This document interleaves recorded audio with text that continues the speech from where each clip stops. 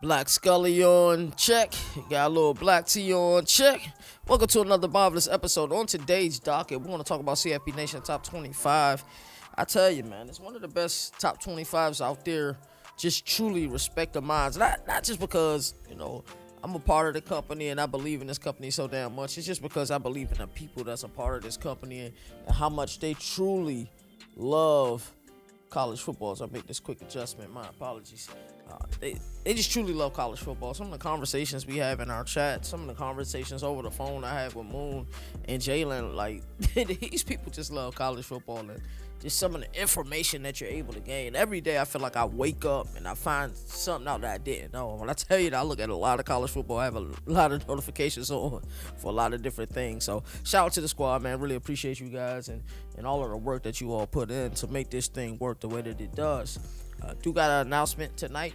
Our newest show on the CFB Nation platform called The CFB Late Show. We're live tonight, and we're going to do every Tuesday, Thursday, and Saturday. That's the schedule for that. We're sticking to that. So tonight we're live at 7 p.m. So as ESPN announces, the CFP announces the college football playoff rankings for this week, the second rendition of it will be live and kind of talking about that and talking about the rankings as well. And I also we're not going to talk about it on today's show, Governor of College Football, but we're also wanting to discuss Lane Kiffin's comments about Texas A&M probably should be the number one team.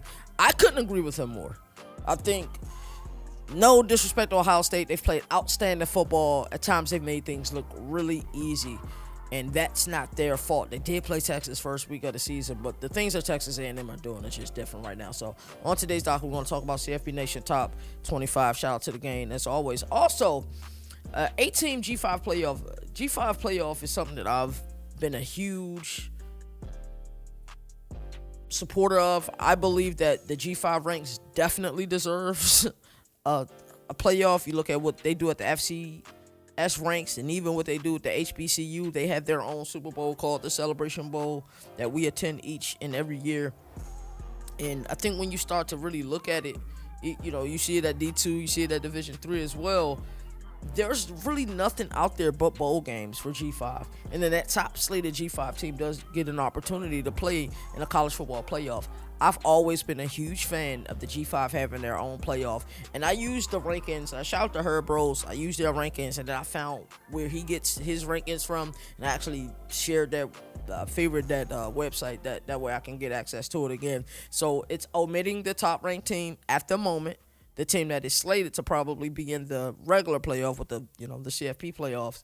And then the teams 2 through 9 in those rankings will be the teams that we talk about. We'll look at some of those matchups, but I love the idea of an 8-team G5 playoff.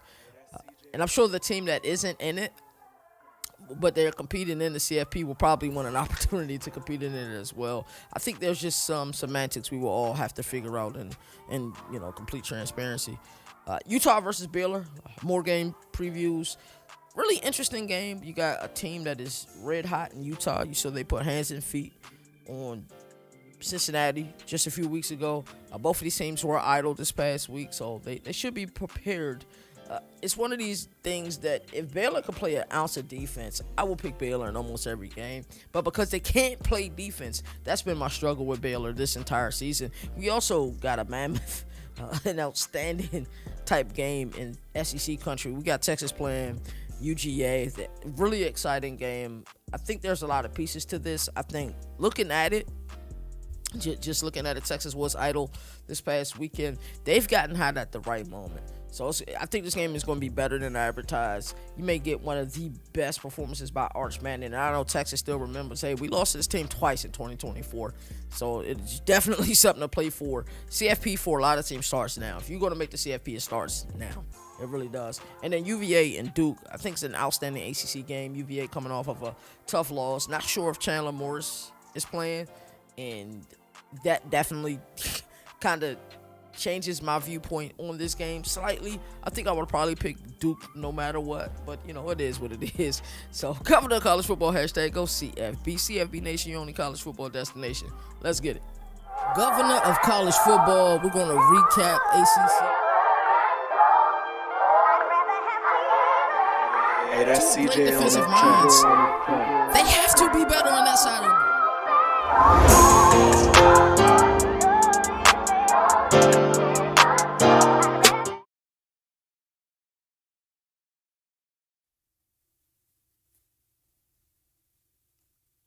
Alrighty, so let's get into the news. Pat Narduzzi made headlines yesterday. My boy D now shared this in our CFB Nation, well, one of the many CFB Nation group chats, and it was pretty cool seeing that video and the amount of frustration that I have after watching the clip. And I wish I had that clip prepared. He was asked the question, "Hey, is this a must-win game?" He said, "No, we can lose 110-10, and this would not be a must-win game."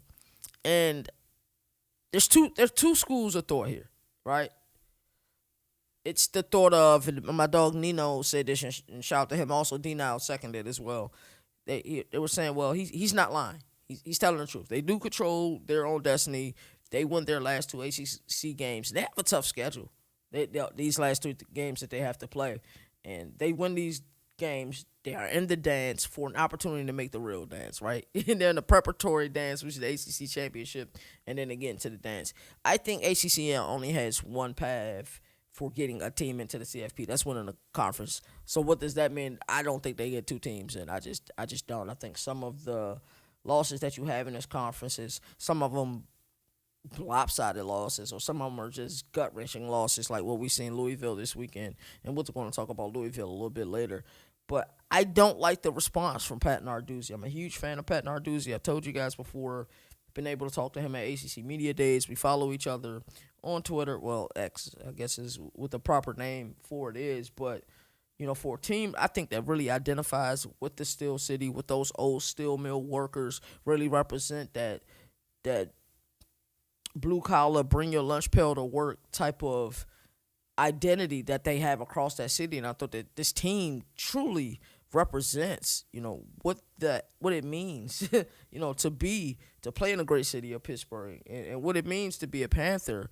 I don't like that response at all. I can't sit here and say, I think Pat Narduzzi is an outstanding coach. I love one of his favorite sayings, not too many teams in this conference have won ACC championships, and he listed the teams that have won. I believe since what? It's been like 13, 14 years. There's only been Florida State, Clemson, and Pitt. That's it. That has won ACC championships recently, and I love that statement from him because it's such a true statement. But thinking about this current statement, I think some people are going to take it out of context, but it should be taken out of context. Yes, we do know he's telling the truth. He told no lie, but this game matters. What type of signal are you sending to your team? What type of signal are you sending to your staff, to your players? Every game matters. There are, and I know, and I agree with Narduzzi, hey, only one ACC team is getting into the big dance, right? That's how a lot of us feel. But at the end of the day, a win of this magnitude can certainly help your case for an at-large bid. It really can. To be able to beat a team like Notre Dame, I think their only losses was a really close gut-wrenching loss to Louisville, and then they lost in the backyard brawl. Those were their losses, and there were two really close losses. So you can win Notre Dame, win out. Let's say you lose in the championship. Hey, my dog Wes May back in the chat. He said, I feel like Narduzzi is a truly underrated coach. Not sure why he doesn't get any consideration for big-time opening jobs. Shout out to Wes May. Comes in here, always have great conversation every time he comes in here. I think that's true. I think Narduzzi is an outstanding coach. I think him and his team do represent the Steel City and what it means to be a Pitt Panther. And as far as getting other jobs, I'm not sure if he wants to leave. I think that might be the case with some coaches. I think there's just some coaches that I just can't see coaching elsewhere. Dan Lanning is one of those coaches. I know Kenny Dillingham's name is in a lot of talks, going to a lot of different places, but I think he truly loves Arizona State. Is Pat Narduzzi, would he take a bigger job? That's a great question, Wes. I'm not sure if he would take a bigger job. I think he's comfortable in some of the conversations we've been able to have with him at ACC Media Days. I think he's comfortable where he's at. Like I said, I don't like this comment he made because it's not an ACC game. Yeah, he's right, it's not an ACC game, but you're sending the wrong signal to your team, brother. You're sending the wrong team. Go win this game. College game day is in town. That's not important for College game day to be in town. And I guess it's gonna be kind of weird. I wonder where they're gonna be at because Acrisure Stadium, if you've been there before, it's the Pittsburgh Steelers stadium. It's not like a college stadium where it's set up for college game day. So I wonder how all of that's gonna work. I'm truly interested to see that. In other news, Kalen DeBoer talks about Oklahoma and this being a revenge game for them. I think that's the mindset you need to go heading into this game. Alabama didn't make the playoff because a season ago, not because they didn't have quality wins. They definitely had quality wins. I mean, they went to Baton Rouge a season ago and beat the hell out of LSU. But when you think about that loss last year to Oklahoma, and they really wasted the defense that Oklahoma had last season because the Oklahoma defense was just outstanding the season ago. They're outstanding this season as well. I think the biggest difference is the ability at times to play outstanding complementary football. I think that's been the biggest thing. But, yes, they are trying to they're out for revenge. I think it's going to be an outstanding game. The fact that they only put up 3 points last year, I know Ryan Grubb has already commented on this game, because Brent Venables is known for being an excellent sign stealer. Dude, it's 2025. If you don't properly utilize, I know a lot of these teams want to go fast. And in order to go fast, they don't need the quarterback to be communicating these calls in stadiums with 100,000 screaming fans. It's too difficult. That's why this has become the cadence these days. It ain't nothing. It's this or this. As we seen Jackson Dart illustrate for John Gruden a season ago. So it's too difficult to be able to communicate these calls. I mean, but you do got a green dot. Utilize it. Why are we still being archaic or antiquated in our signals and our calls? Yeah, so if you're going to sit out here and continue to put signals out there and team gets intel and steal those signals, well, that's on you, pal. It's not on anybody else. So Brent Venables is known as that. And I think Lane Kiffin kind of let the cat out of the bag when he said, and he complimented how great of a sign stealer that Brent Venables was. But, yeah, I mean, at the end of the day, that's on you for being archaic, in my opinion. Louisville received some threats after their loss this weekend to Cal. More specifically, Jeff Brom, head coach, received some death threats. Miller Moss also received some death threats as well. I do believe the guy lived in Texas. I think they are in custody. They do have that guy in custody. And what I say about this is it's interesting for me. I think that you look at the overall landscape of college football. I think some NFL fans are going to get mad at me here. But, one, I do prefer NFL. I do prefer college football over NFL every day of the week, twice on Saturdays, maybe even 3 or 4 times on Saturdays. I was having that discussion with my dad this past weekend. But I think when you start looking at the true root word of fanatics, have you seen some of these message boards? Some of the things that some of these people say about coaches and their families and talk bad about them. I think there's more of a fanatical approach with college football than it is with the NFL. Because there's some cities, across this great country that don't even have NFL teams. So they're diehard. It comes at the collegiate level. And people take it too far. Death threats, bro. Did you put your life savings on the game and you expect Louisville to win, or you just thought that Louisville just squandered their opportunities to play in the ACC championship and have an opportunity to make it to the college football playoff? Either way, it doesn't matter. Nobody should be receiving death threats over games. At the end of the day, wow, I love college football. I talk about it 365. I truly do. And I will never stop talking about this sport. I just won't. I love it that much. But at the same time, I think where's the human element? I know Miller Moss is 23, but come on, bro. He's 23 years old. He's receiving death threats. Or 22 years old. He's receiving death threats. That's just crazy to me. Nobody should ever receive death threats for a game. They just shouldn't. It's crazy. Yes. They squander opportunities in that game, absolutely. But, take the fanatical perspective out of it. You can't be threatening people's lives out here. And bear all arms. That's all I got to say about that, man. Jedd Fisch fires back at some of these rumors that his name has been slated kind of here, there, and everywhere. That's normal. That's normal. I think you look at what he's done, even though they were upset this weekend, what he's been able to do at Arizona, what he was able to do and has been able to do at Washington. This guy can coach, and I think his approach to the game is one that's kind of unique because he's involved in every aspect. Like most coaches have their thing, whether it's offensive, whether it's defensive, or whether it's like defensive and special teams or offensive and special teams. Jedd Fisch is kind of involved with everything. Like I don't want to call the guy a control freak, but he's really involved in everything that's going on with his team and all three of the units. So I think that's special. So of course he's going to fire back at the units. We saw Brent Key early in the week said, "Slice me open and see what colors I bleed," and that was all the Georgia Tech fans needed to hear. I know Moon was super excited about that. Moon took some shots at some people. Moon even took some shots at me too. If he keep it in a bid, he definitely did.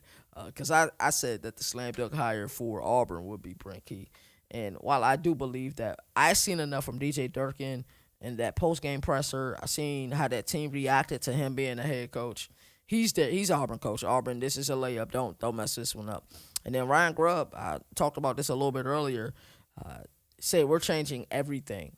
That's what he told Brent Venables. But then the wheels got to churning in my mind. Why is that being said aloud? Like, you could have kept that in-house. You didn't have to tell him that you're changing everything. Or are you not changing really much at all? Because it's too late in the season to be changing a lot of your signals and stuff like that. I don't think you give a guy like Venables, a sicko like Venables, that type of information. I just don't think that's what's best.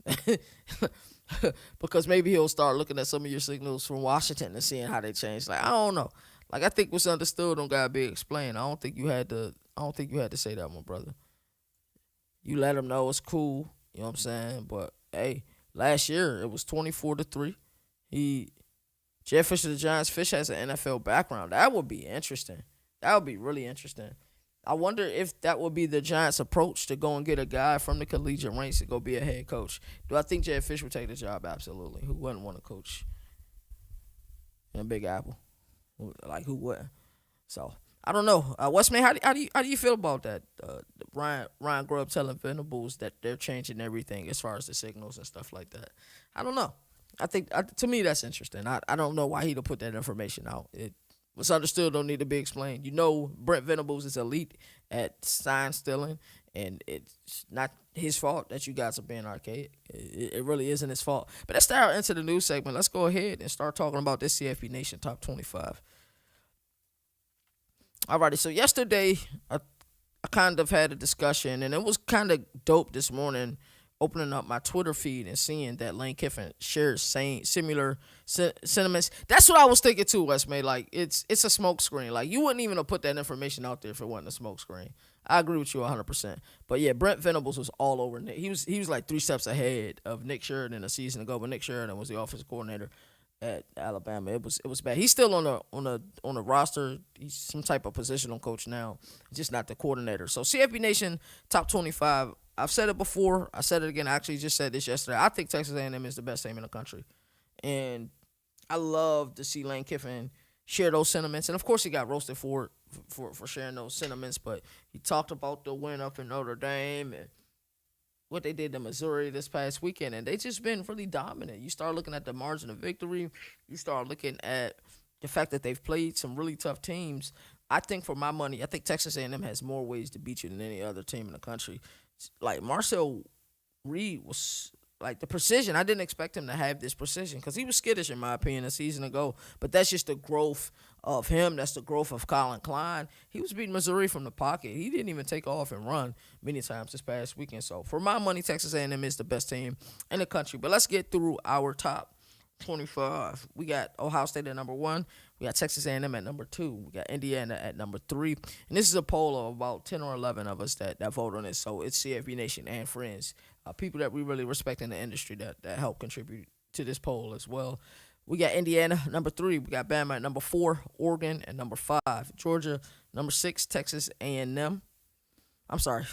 Ole Miss at number 7. Texas Tech at number 8. Texas Longhorns number 9. Notre Dame 10. Oklahoma number 11. BYU at 12, Utah at 13, Georgia Tech at 14, Miami at 15. That's just way too high for Miami for me. Hey man, I could be critical of my own poll now. I just don't believe in Miami. USC number 16. If there's a team I'm telling everybody to look for as it pertains to maybe a team that can sneak into the college football playoff, USC is dangerous. They're really dangerous. If you look at their losses, they had opportunities to win both of those games. It was to Illinois, who was in the top 25, I believe, at the time of the loss. Maybe they weren't, because that could have been after Indiana put hands and feet on Illinois. And then their other losses to Notre Dame, and they had so many opportunities. It really came down to a bad reverse pass call that Lincoln Riley had made with Malachi Lemon in the rain, and he had fumbled the rock. But they moved the ball up and down the field on Notre Dame. They just could not get points, and it was so frustrating. So look out for USC. Vandy at number 17. A great win for them this past weekend. They had every reason to lose that game, but Diego Pavia, Clark Lee, and company did figure out a way to win that game. Michigan at number 18, UVA at number 19, Louisville at 20. I'm so disappointed in Louisville right now. Tennessee at number 21, Cincy at number 22, JMU at 23, South Florida at 24. That's two group of five schools we have in our top 25. That's what I love about our top 25. And then Pittsburgh at 25. The other teams receiving votes, North Texas was almost in there, Iowa, Tulane, Mizzou, Houston, and San Diego State received a few votes as well. I'm not sure why, because hands and feet was placed upon them this past weekend versus Hawaii. So that one did not make sense to me at all, just speaking transparently. So that's CFB Nation Top 25. Overall, I'm not mad at it. I think we're at the point in the season where everybody has probably the same top 7 or 8 teams. The order may be slightly skewed, but for the most part, we're at that point in the system where you kind of know who's who. You know the difference between the contenders and the pretenders. They truly do separate themselves 100%. So now I want to get to this next segment. I'm truly excited for this next segment. It's my idea of an 8-team G5 playoff. It's something that I've been a huge supporter of. We talked about this in the all-season. I forgot which episode it was, but I talked about just the ideology. It was like a governor's ruling segment. Just like the ideology of an 8-team G5 playoff, what that will look like. Of course, the top G5 team is slated for that CFP, but the other 8 teams should have an opportunity to play in the playoff, because bowl games shouldn't be your championships. At the FCS level, they have a playoff, and even the HBCU schools, the MEAC and the SWAC, do the Celebration Bowl at the end of the year, and that's the HBCU Super Bowl. That counts as their Super Bowl and championships in their mind. So I think G5 needs something. We see it at all levels of football. It's just a group of 5 don't have their own playoff. So it's something I'm a huge fan of. So let's talk about that a little bit. All right, so we're going to talk about this 8-team G5 playoff. I told you guys before we even got to the segment, this is something I'm a huge supporter of. Like, make no mistake about it. We love G5 ball here at CFB Nation. We really do. We really do. And we do have a really close relationship with the American. Shout out to the American. Shout out them for always giving us everything we need, whether it's credentials, whether it's access to media events, whether it's coaching interviews. The American has never, they don't owe us anything. They've always done right by us. And they're actually my favorite conference at this point. They took ACC spot after this past media day cycle.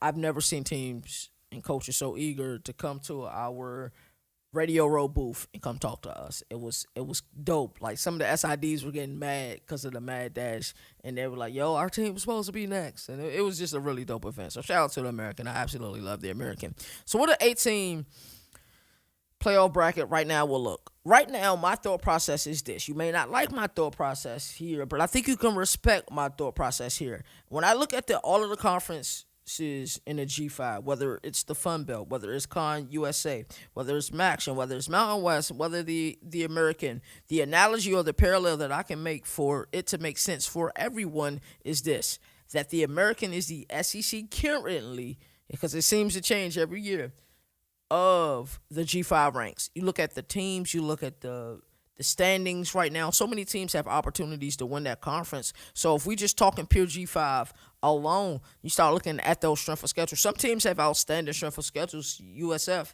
because they decided to play a tough non-con schedule. Or some of those teams in the MAC, like a Toledo, who decided to play a tough non-con schedule. Each and every year, Miami of Ohio play a tough non-con schedule. But I believe that's how they make money for their football program. A lot of their money is made playing in those games.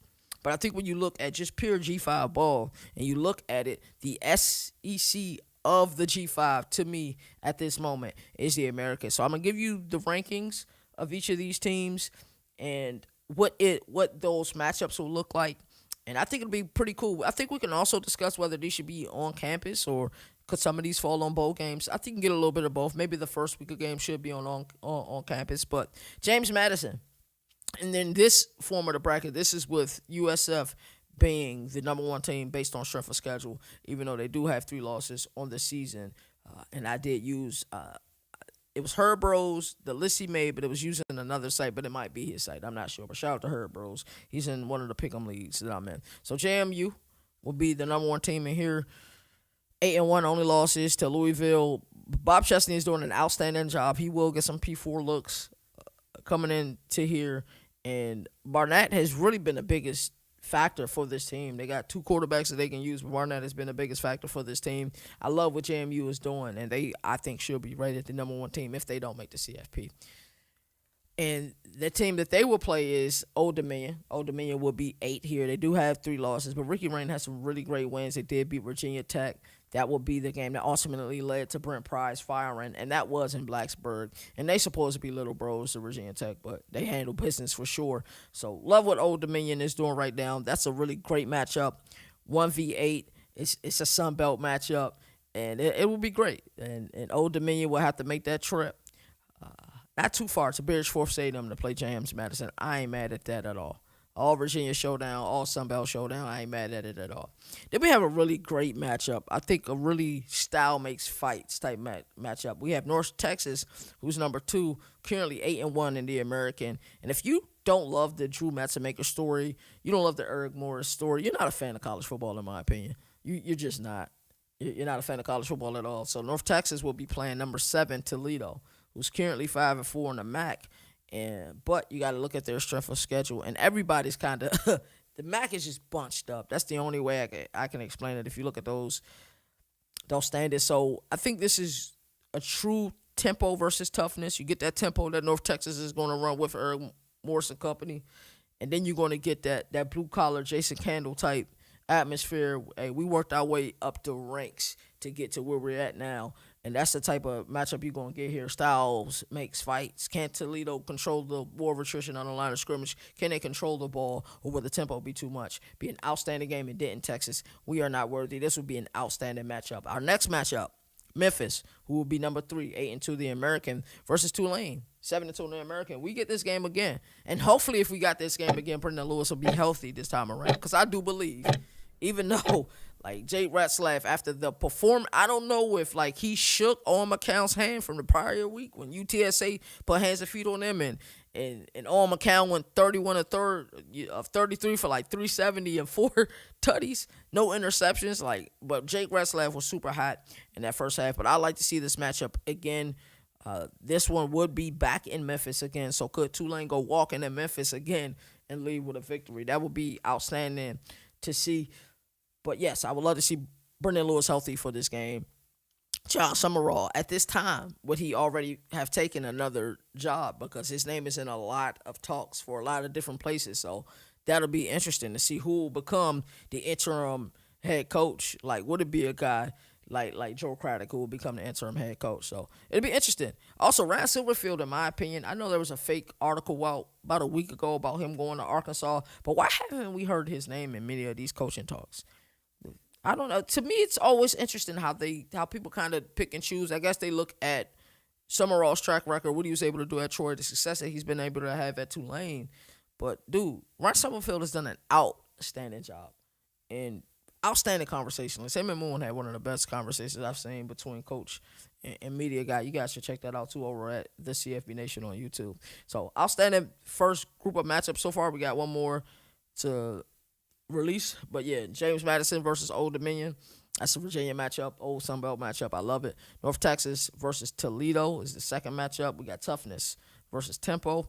And then we got this Memphis versus Tulane, part 2. And it could even end up being part 3, depending on how the chips fall in the American. But it'll be interesting. And then we have a great 4-5 matchup. We are not worthy. This will be in Greenville, North Carolina. We will have East Carolina 6-3 right now, and they are playing Boise State in a 4-5 matchup. Spencer Danielson, what does that look like? They're representing the Mountain West 4-5 matchup. I think this would be a beautiful 4-5 matchup for sure. I really do. And then we have so that's the first group of games, and I ain't mad at it at all. 18 playoff, what that look like. In this case, who would you guys have winning it all? If we went from opening round being on campus to then bowl games for the rest of these games, I think you would have to look at a team like North Texas and what they can do. Their tempo can be scary. I think they will be scary, especially at that 2 spot. They will be extremely scary. James Madison will be scary, but don't think that Old Dominion can walk into Bridgeport Stadium and leave with a win.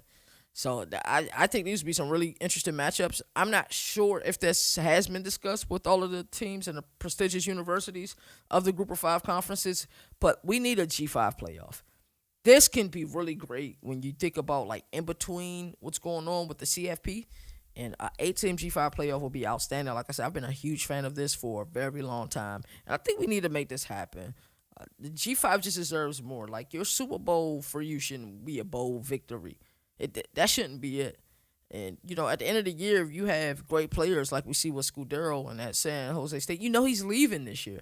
And you don't even have no say in that. You really don't. So I would love for the G5 to have a playoff. It'll really build up all of those conferences to crown a G5 champion. I think would be outstanding. I know they want inclusion with the FBS because they are FBS programs. That's cool, too. And you do get that kind of with the CFP because you do get one team with the CFP. But at the end of the day, dog, like, G5 playoff, huge fan of this. I've seen other people who are also fan of this, and that's what that would look like. So I ain't mad at it at all. Let's start to get into some of these game previews.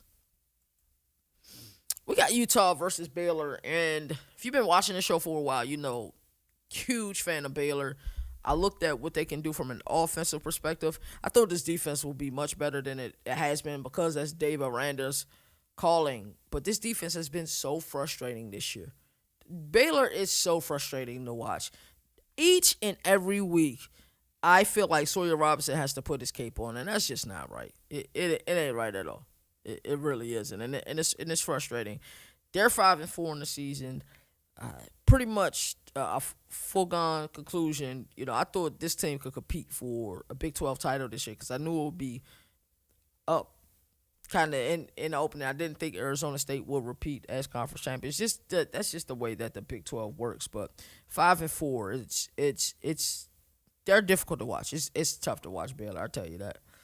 Kyle Whittingham 7-2. Utah is playing the way that Utah likes to play. They play with winning the war of attrition on the line of scrimmage. They play with a great deal of aggression, and being able to go out there in the portal and going to go get Devin Dampier has really changed what success looks like for this team this year. You think about how abysmal last year was for Kyle Whittingham and company. That wasn't to the standard that Kyle Whittingham has set during his tenure there in Salt Lake City. It just wasn't to his standard. So to see them playing, they're right there in the thick of things for the Big 12 championship. And if they get there, they win.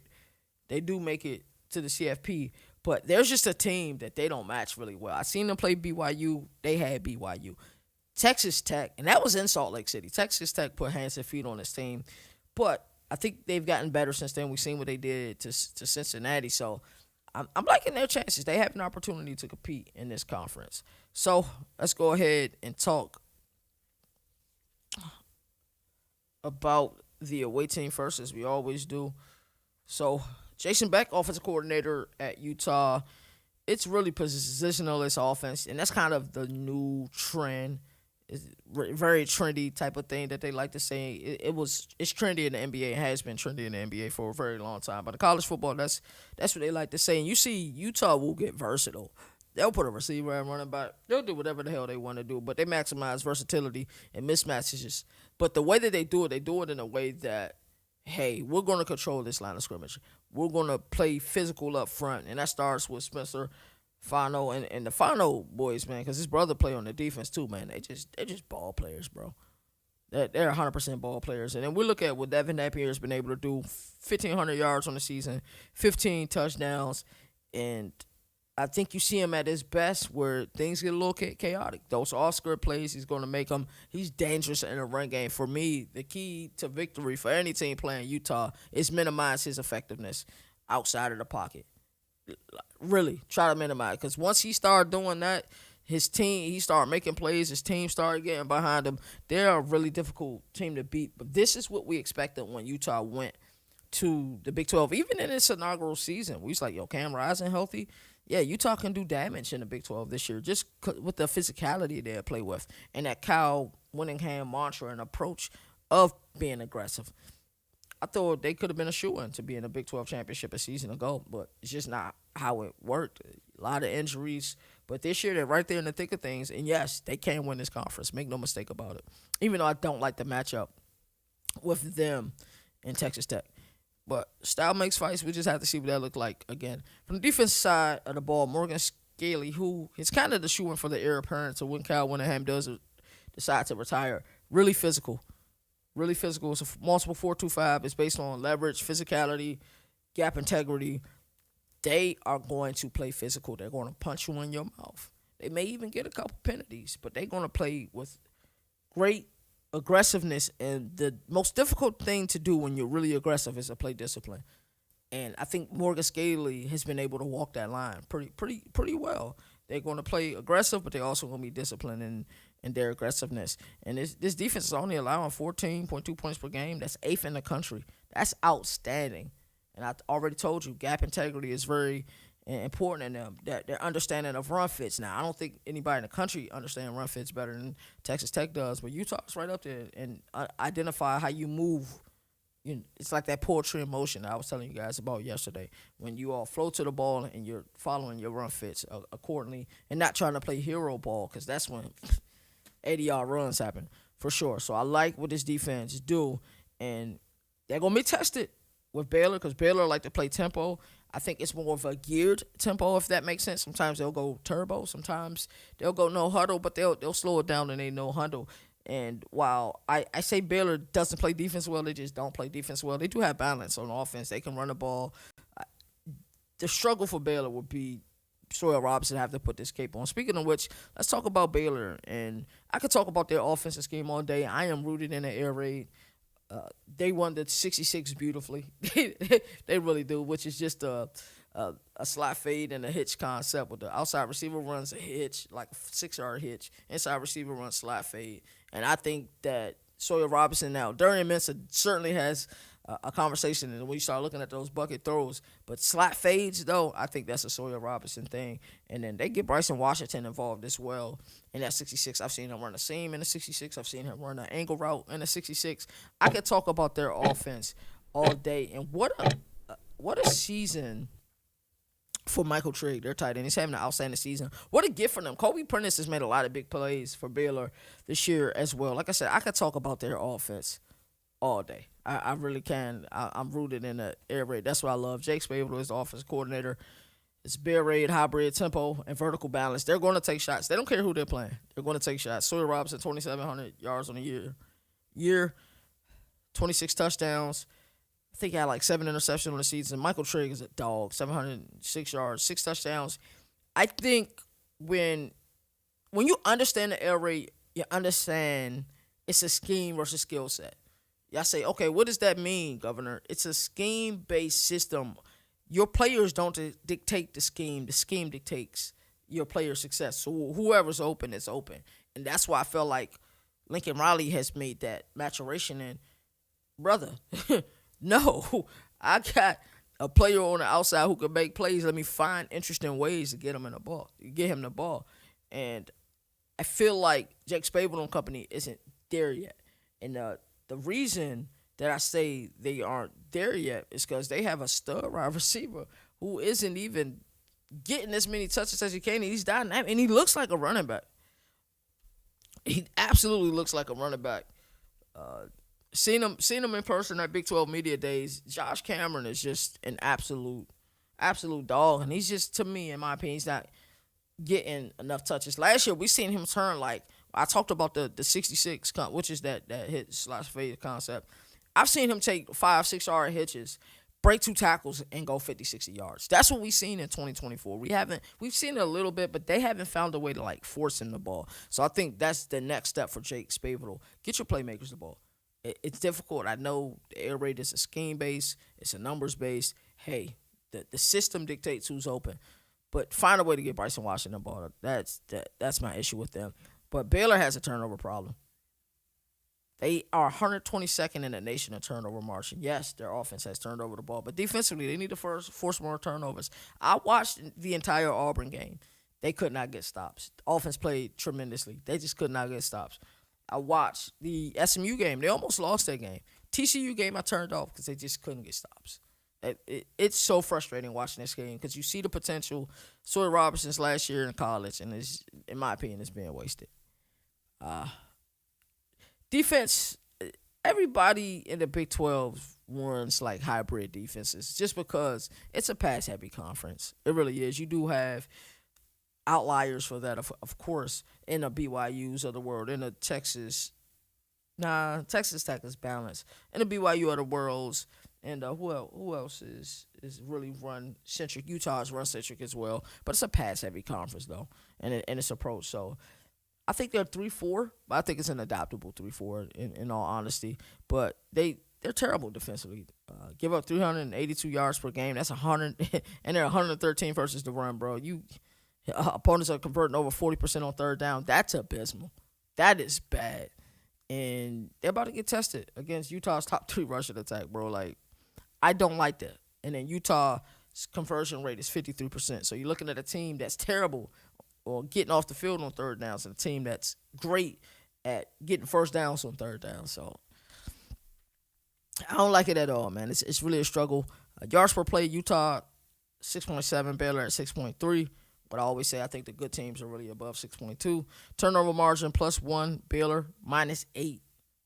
+1 Utah, they're 60th. -8 for Baylor, they're 122nd.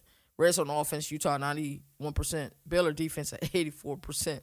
Allowed. Do you guys know how astronomically bad that number is? That number is terrible. You get in the red area, you're getting points against Baylor. That's pretty much it. Time possession, Utah 32-32. I always talk about getting to 33. If you can get to 33 or 34 in a given game, you got a great chance to win. That's 16th in the country. Baylor at 29, that's 90th in the country. And sometimes that happens with the air raid offense, where you get behind, your defense is struggling, you're trying to get points in bunches, you get a couple 3-and-outs, and you're not winning that time of possession game, and it's really, really tough.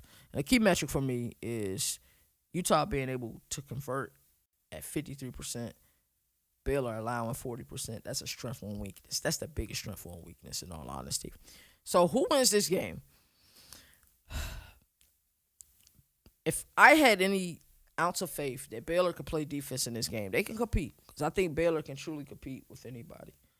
But at the end of the day, they're not getting stops defensively. They're just not. They're not getting people all in the field. Their defense is tired. Offense is playing catch-up. If your offense go through and out, your defense is right back on the field, and you're playing a team who loves a 15-play drive, 16-play drive, 17-play drive in Utah. Utah wins this game. I think that fan base in Waco will try their best to keep this game close, but at the end of the day, the physicality that Utah's going to bring to Waco, I can't overlook that. Give me Utah to win this game. Baylor, you guys got to figure something out defensively. You really do. Would it surprise me if Baylor was able to get one of those victories that shocked the world of college football this weekend? It wouldn't. But they're going to have to play outstanding defense. They were second-half team last year. It's only, 3 games left for them this year. So maybe they can figure it out. But, yes, give me Utah to win that game. Let's go ahead and get into our next game, which is Texas-UGA. A great game here. SEC country. Texas is heading to Athens to face the Bulldogs of Georgia, who are just red hot. And Georgia has passed every excitement this year, really, other than the Alabama game, but they left some meat on the bone in that game. I look at what Georgia's able to do, and Gunnar Stockton continues to be better than expected, I think. I don't think the kid gets enough respect for what he's able to do at the quarterback position. Whatever type of game you're trying to play with Georgia, he's ready for it. You want a barn burner like they had down in Knoxville? He's ready for it. You want a barn burner like when a red-hot Ole Miss Rebel team came in there and was putting up points in bunches? He's ready for it. You want an ugly-style win like they needed against Auburn? He's ready for it. Or you want an impressive victory or a trap game? People say, hey, Georgia better be careful for that team in Starkville. Georgia better be careful. I was saying it too. Better be careful for that team in Starkville. And they passed the assignment. This Georgia team is really good. But I will say this. Steve Sarkisian and company were idle a week ago. They had the opportunity to really look at this Georgia team and really do some much-needed preparation for this game. Texas had played a tough schedule this year, and I think they're trending in the right direction. We saw the Vandy game. Vandy made it close in the end, but if you watch that game, you know Texas dominated that game in every aspect. I think if you look at Arch Manning at the beginning of the season, you look at Arch Manning now, especially after the performance versus Mississippi State, when they were down, he came back, won the game. He got hurt that game as well. The performance versus Vandy, I think the confidence is there now. I think that's the biggest difference between now and then. The confidence wasn't there. I think it was still a lot of processing going on up here. And I told you guys that another quarterback who does a lot of processing, sometimes I feel like the coaches need to just tell him, hey, just play loose, bro. And maybe they do tell him that. But Bro Papula is another guy who's always a highly cerebral guy, just always processing information. And sometimes he's over-processing. I think that's what was happening to Arch Manning in the beginning of the year. And Ohio State, I mean, hats off to Matt Patricia and their ability to play defense. But I think now you see the confidence in Arch Manning. That's the biggest difference. Like, you didn't see how pumped up he was before that Vandy game. He just chilling. And then the next thing you know, he's in the camera face and he's yelling. And he was so amped up for the game. Like, he just had a couple smelling salts, right? I think that's the biggest difference for this team. You're talking about two elite coaches in Kirby Smart and what he's been able to do during his tenure in Athens. You're talking about Steve Sarkisian, and he's been able to bring that mantra of Texas football is back in Austin, and that's just an outstanding feeling. And this has the makings of a really great game. But I know what's on the back of Texas' mind. We're going to go in here. We're going to win. And this is a team that many people probably believe that we can't even beat because we had the inability to beat them a year ago, right? I think that's just going to be on the minds of a lot of people that, hey, we're not sure if Texas is going to be able to win this game. So let's go ahead and break this game down. Trust me, I'm torn on this game. Even now, like, I know I have my notes in front of me, but I'm truly torn on who's going to win this game, and it's bothersome for me because it's really difficult to beat Georgia in Athens. What Alabama was able to do earlier in the season, that just don't happen often. But we got Georgia sitting up here at 8-1, only losses to Bama. We got Texas with 7-2 losses to Ohio State and Florida. This is a team, and I really think that comeback win versus Mississippi State brought this team closer. Hey, man, there ain't no mountain too high that we can't climb. Like, we are ready for it. We're built for this. Everybody wrote us off. We're built for this. We're ready for this. And it's hard to beat a team when they start getting like that. So let's talk about offensively, about this game. Kyle Flood is listed as the offensive coordinator, but it's Steve Sarkisian's system. You know that 100%. It's pro style and its approach.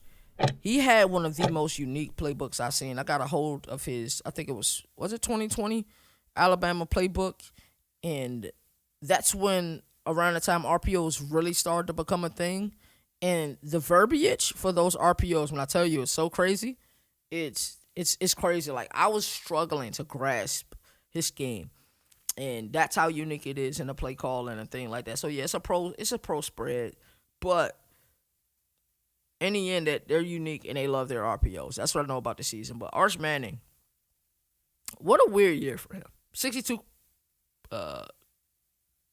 percentage on his completions, 62%, 18 touchdowns, 6 interceptions. And while I think he was given great expectations, but when he couldn't meet those great expectations, you start looking at the reality of it, and it was expectations versus reality. So a lot of people are like, oh, he's trash, he's this, he's that. He's not trash.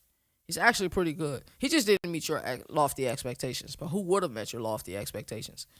True, like, just think about it. Like, the expectations I set forward for John Mateer this year was just through the roof, and he can't meet those expectations. So sometimes it's our fault we set these lofty expectations, but he's playing great football. He really is. And I think the biggest issue for Texas that people won't admit is that this offensive line is struggling to open gaping holes. They're only averaging 135 rushing yards per game, 3.9 yards per carry. And what we saw from Washington last year, we haven't really been getting this year. So that has a lot to do with it. They were able to run the ball last year with Blue and Watson. They've been struggling to run the ball this year. And then the offense has built and created for balance and be able to use that run pass option. Well, a lot of times when you see it, they're like, they can't run the ball, bro. We not worried about y'all running the ball. That's been a lot of the issues. But they have been able to pick that up. And part of their running game have been short passes that lead to big plays, like we seen the first play of the game versus Vandy a few weeks ago when they was able to complete a little swing pass that ended up going like 80 yards, 75 to 80 yards. So it's just outstanding. So they have to get the run game going if they're going to win this game. They have to get the run game going. And Pete Kwiatkowski is their defense coordinator. It's a multiple 4-2-5, prioritize a run fits disruption and discipline.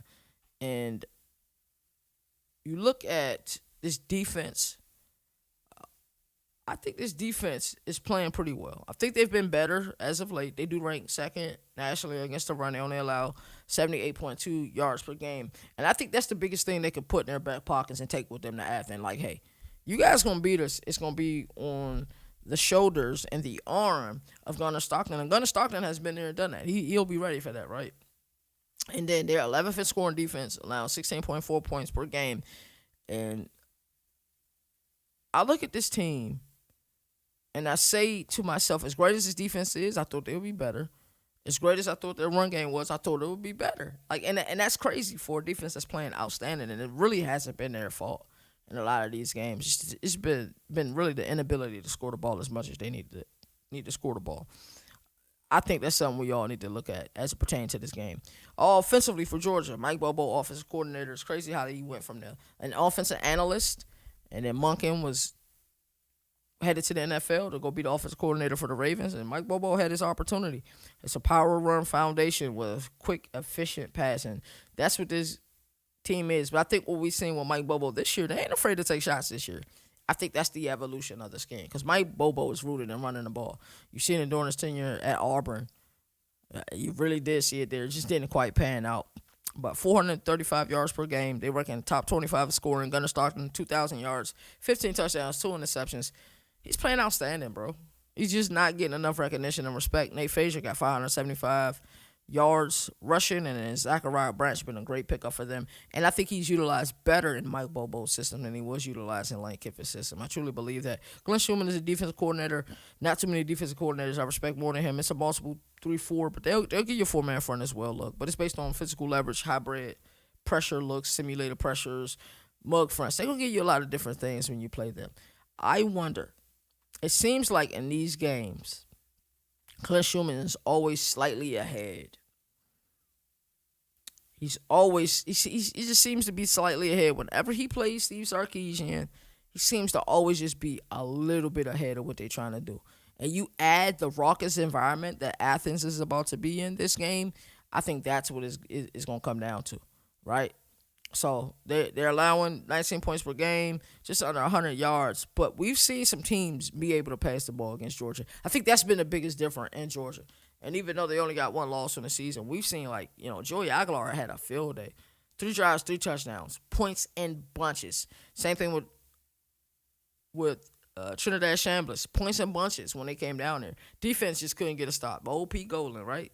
Their defense could not get a stop in that game. So if it's for Texas, I'm sure Steve Sarkisian is seeing what worked for Ole Miss. Tempo worked for Ole Miss. I give you the answers to the test. I'm sure he's saying what worked for Tennessee. Tempo worked for Tennessee. I'm giving you the answers to the test. That's what works against this UGA team. When they can't get comfortable, they can't quite make the substitutions. They go, if Texas goes turbo, now it's a risk in that because if you're not converting, like Ole Miss was struggling, like I think it was late third quarter, early fourth quarter when Georgia was able to take the lead.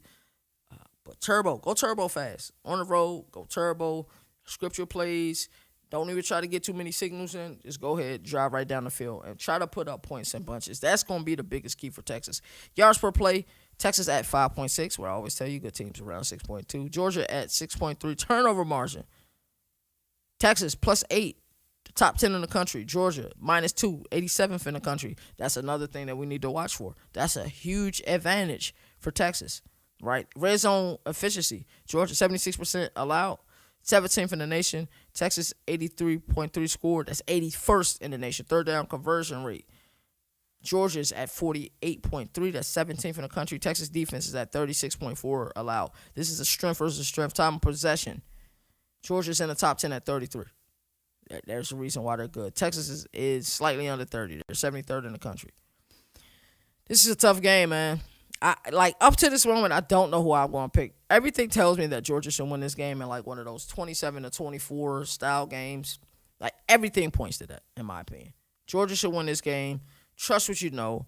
Texas was idle last week, and I'm just wondering. I wish I could be, you know what I'm saying, a fly on the wall, just kind of figuring out what Steve Sarkisian and company approach is to this game, because I think they're gonna be ready, because this isn't the Georgia defenses that we've seen in the past years. Like against the run, they're damn good, and Texas is struggling to run the ball, but they struggle against the air. They really do. So I may switch my opinion. I'm sure this is a game I gotta pick. My dog Road Dog haven't sent it to me, so I may pick Georgia now, but that may change. I'm telling you, it's something about that Mississippi State game that brung their team together.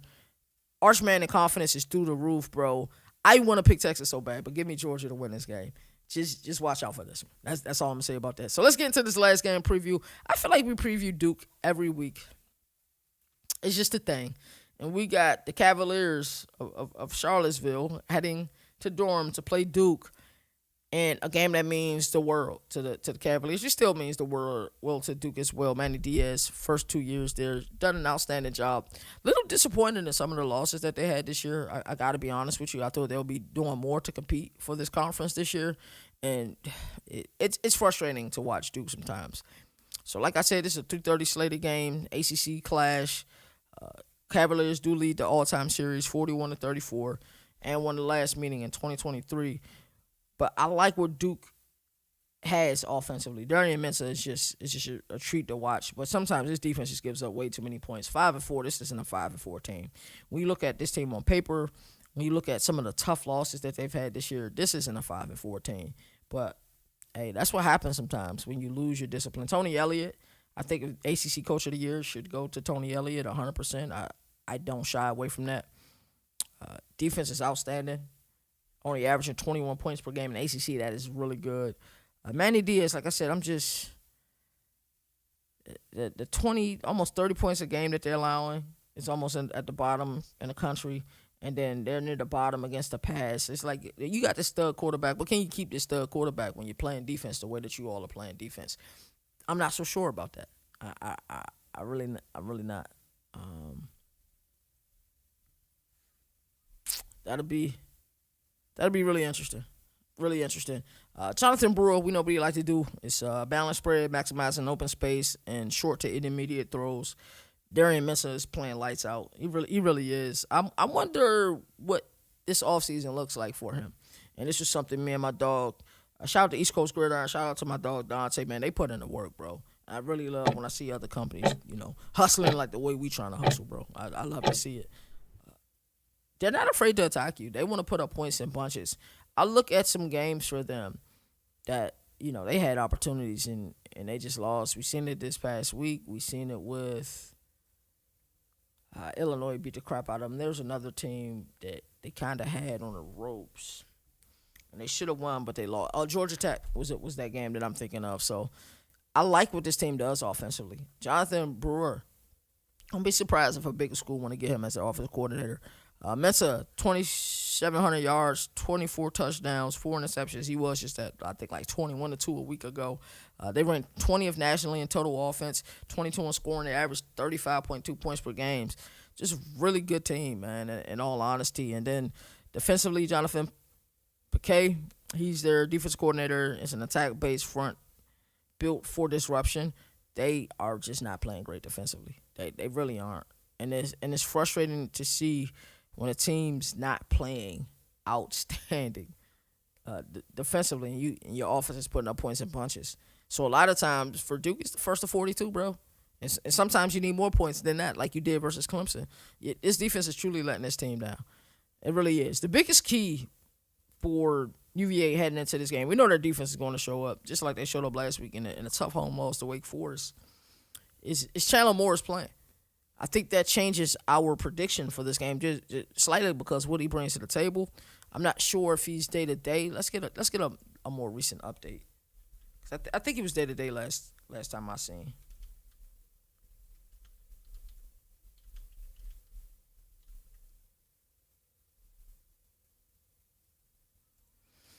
Let's see if Chandler Morris is playing in this game.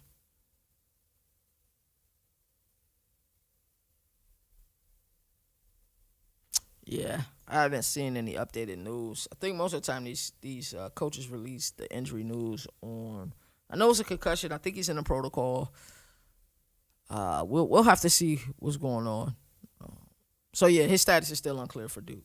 If we knew if he was playing or not, like I said, this would definitely change what our approach to this game is, and if we think Duke can win this game. But offensively for Virginia, it's a hybrid balance offense, blending zone runs and play action. Jamari Taylor, 700 yards on the season, 11 touchdowns. He's a physical runner, really physical, and his ability to run is what sets up that play action game.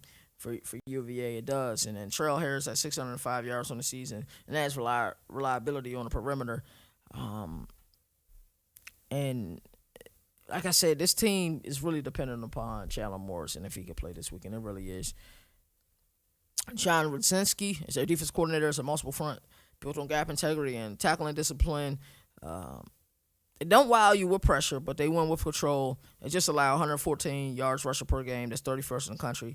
Not too shabby at all, especially when you look at some of these offenses in the ACC. I wonder how well will this defense fare playing this attack that Duke is about to bring to them from a schematic approach. Let's look at some of the advanced metrics. Virginia averaged 6.1 yards per play. Duke at 6.5. Virginia +5 in their turnover margin. That's 24th in the country. Duke at -2. That's terrible. Red zone efficiency, Duke at 86.7. Virginia defense, 77.3 allowed. Third down conversion, Virginia is 47.5. That's 22nd in the country. Duke defense is 41% allowed. That's 88th in the country. That's not good at all. Time of possession, Virginia is 30th in the country. Duke is 118th. There's only 136 teams. They're 118. They only possess the ball 28 minutes a game. That might be some of the problems as well. Duke allow opponents to score 92% of their red zone trips. That's 4th worst in the nation. Virginia offense tops 25 in third down conversions at 47.5. Will Chandler Morris play? These are my things to watch. If he does play, they have an opportunity to go on Durham and leave with a win. And they need this game so badly. Suffer their first ACC loss. Their sights of playing an ACC championship is still there. They just you control your own destiny. Win out. And you went out and you're there, right? But does Chandler Morris play? I have a feeling they're going to do everything in their power to make sure he's there to play that game because it's such an important game. Darian Mensah's deep ball versus Virginia's discipline secondary. That's going to be interesting to watch. Duke tempo versus Virginia front seven. That's another thing you want to watch. And Duke, can we score points when we get to the red area? Can we? Who wins and why? I think Duke wins this game. I think they'll have the home crowd behind them. I think that Chandler Morris, even if he does play this game, how healthy is he if he does play in this game? Can Duke defense get stops? But if this is a high-scoring game and Duke defense is playing awful, with the time of possession that Virginia is going to play, Virginia defense does have the ability to get stops. Give me UVA if it's that type of game, but I'm going to go ahead and pick Duke to win this here game. Alrighty, that's our show. We talked about quite a lot today. CFB Nation Top 25, that 8-team G5 playoff. Utah versus Baylor. Texas versus UGA. Well, I don't know who's going to win that game. I do got Utah beating Baylor. I do have Duke beating UVA. Like I said, I'm back and forth on this UGA and Texas game. But as I always like to say, there's no more victories in the sport that survive in advance. That's why college football has the greatest regular season. Until next time, you all take care. Governor of college football, we're going to recap ACC. Hey, that's CJ on the track.